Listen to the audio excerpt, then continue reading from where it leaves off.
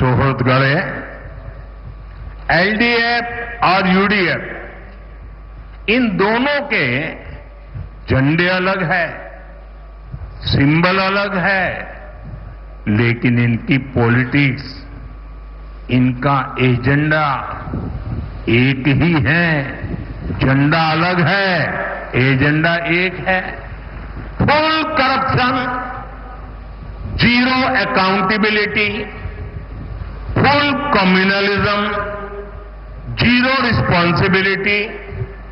LDF और UDF को पता है कि 5 या 10 साल बाद उन्हें ही मौका मिलता है, इसलिए यहां सरकार तो बदलती है लेकिन सिस्टम वही रहता है।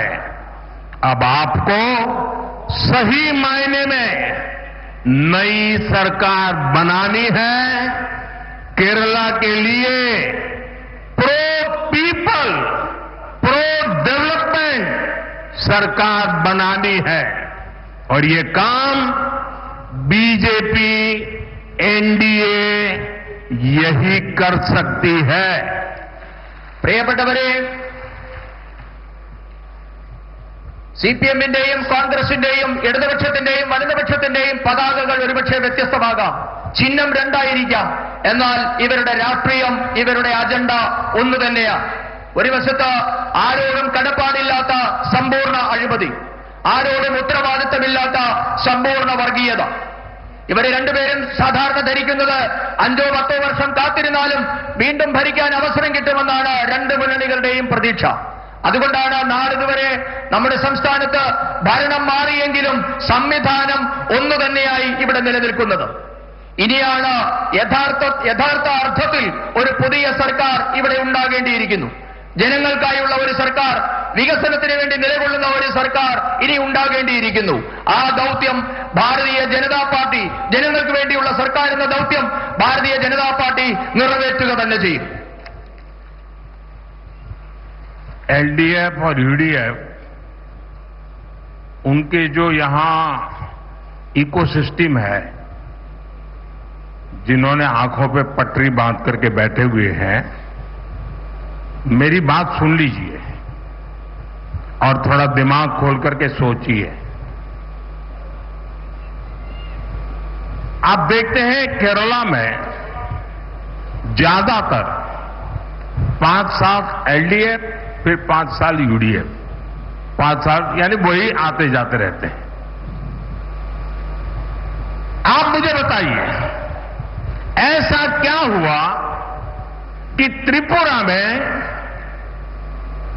30 साल से ये लेफ्ट वालों की सरकार चल रही थी और उसके बाद वहां की जनता ने तंग आकर के, थक करके बीजेपी को मौका दिया और आज दोबारा वहां बीजेपी की सरकार चल रही है और वहां एलडीएफ का नामो निशान नहीं बचा है, लेफ्ट का नामो निशान नहीं बचा। कारण ये जो मिली भगत थी, बीजेपी के आने के बाद वो मिली भगत खत्म हो गई। बंगाल देखिए, 35-40 साल तक लेफ्ट ने राज किया था, वहां सरकार बदली और उसने लेफ्ट के खिलाफ जंग किया और परिणाम क्या हुआ? आज बंगाल में लेफ्ट वालों को चुनाव लड़ने के लिए उम्मीदवार नहीं मिल पाते हैं, लेकिन केरल में ऐसा नहीं होता है, इसलिए क्योंकि दोनों की मिलीभगत है। 5 साल तुम बैठो, फिर 5 साल हम आएंगे, न हम तुम्हें परेशान करेंगे न तुम हमें परेशान करोगे।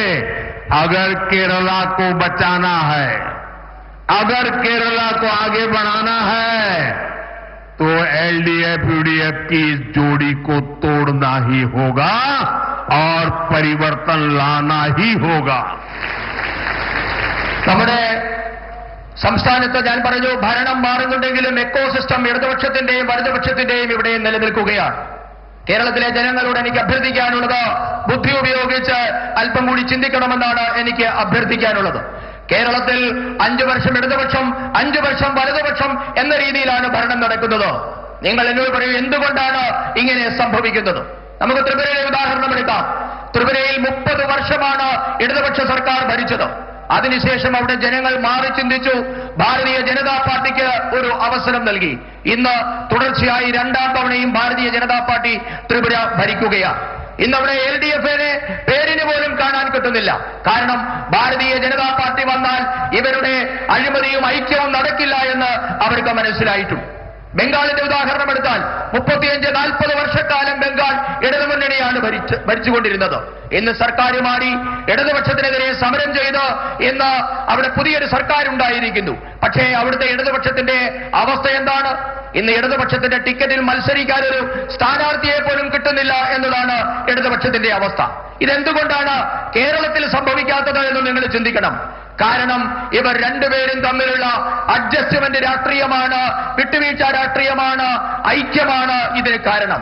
ഞാൻ നിങ്ങളോട് പറയുന്നു, കേരളത്തെ രക്ഷിക്കണമെങ്കിൽ, കേരളം രക്ഷപ്പെടണമെങ്കിൽ ഈ ഇടതു വലതു മുന്നണിയുടെ കൂട്ടുകക്ഷി ഭരണം, ഇവരുടെ ഐക്യത്തോടു കൂടിയുള്ള അഡ്ജസ്റ്റ്മെന്റ് ഭരണം അവസാനിപ്പിക്കണം. കാരണം ഒരാൾ പറയുന്നു, ഞാൻ ഭരണത്തിൽ വന്നാൽ നിങ്ങളെ ബുദ്ധിമുട്ടിക്കില്ല, നിങ്ങൾ ഭരണത്തിൽ വന്നാൽ ഞങ്ങളെയും ബുദ്ധിമുട്ടിക്കരുത് എന്ന തരത്തിലുള്ള അഡ്ജസ്റ്റ്മെന്റ് ഭരണം അവസാനിപ്പിച്ചെങ്കിൽ മാത്രമേ കേരളം മുൻപോട്ടേക്ക് പോവുകയുള്ളൂ, കേരളം രക്ഷപ്പെടുകയുള്ളൂ.